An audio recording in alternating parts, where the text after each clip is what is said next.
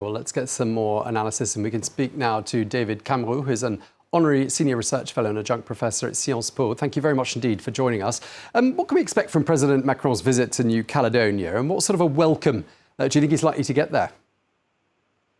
I think it's going to be a very warm welcome. I mean,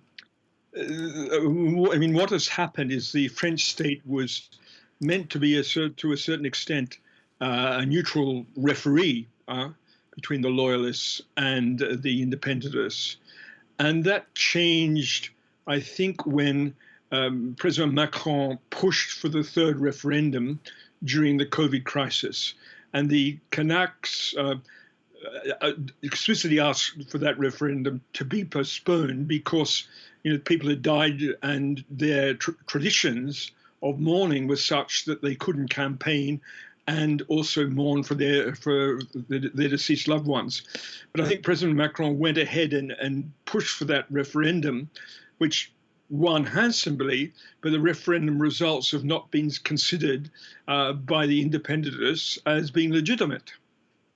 Right, and I'm just wondering what you think President Macron might take with him to New Caledonia. I mean, is he likely to come out with any concessions to those who want independence? I don't know, the promise of another referendum, the promise of greater autonomy, or is all of that just a red line for France, do you think? 30 years of effort of an effective decolonization have been wasted.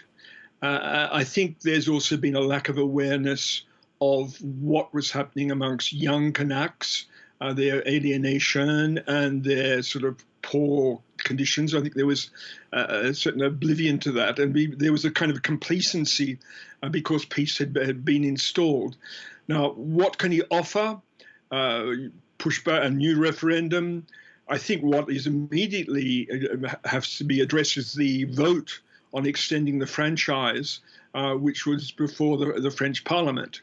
And if that is pushed back, that would be considered as a concession, at least, to the independentists, because that is really, as your report shows, that is their real concern. That the Kanaks already form only about 40%, a large majority of it, about 40% of Caldoche, and the other 20 are from other islands or mixed.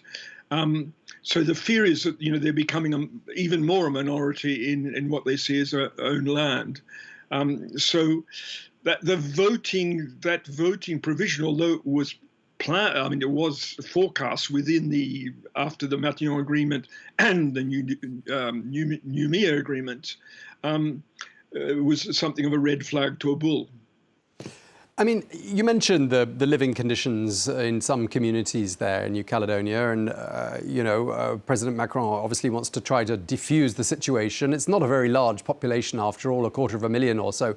I mean, can't Paris simply throw money at the problem if indeed New Caledonia is so important to France strategically? Why not invest heavily in the territory and make life there so attractive under French rule that no one would want anything other than that?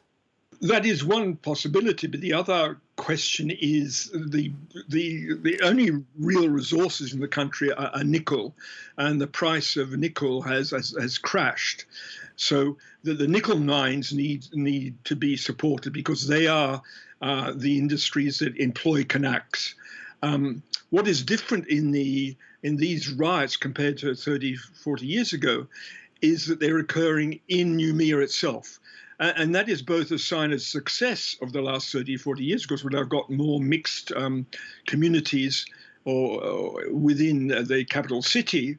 But at the same time, it also means that there are a sense of ghettos within Noumea as well. I mean, why is New Caledonia so important to France? I mean, it's a very long way away, and it really is about as far away from France as one could possibly imagine. It takes the president, I mean, he's leaving tonight. He doesn't get there till Thursday morning local time. I mean, it's a really long way away. Why does France want to hang on to it?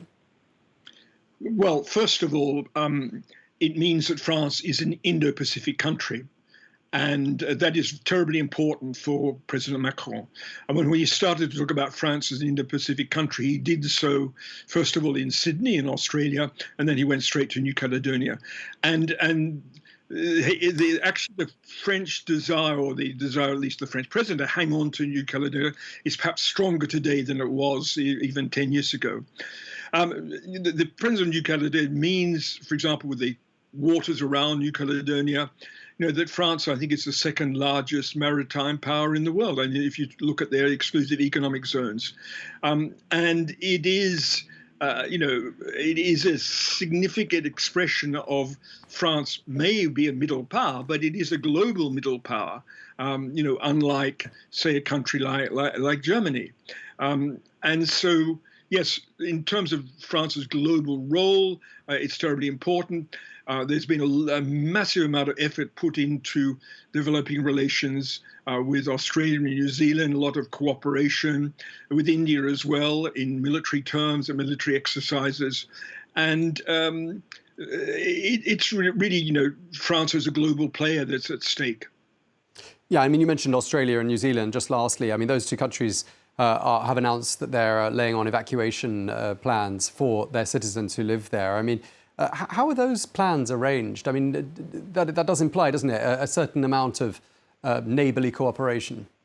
It did indeed, and it was a result, as far as I can gather, of a meeting between the foreign ministers of Australia, New Zealand and France.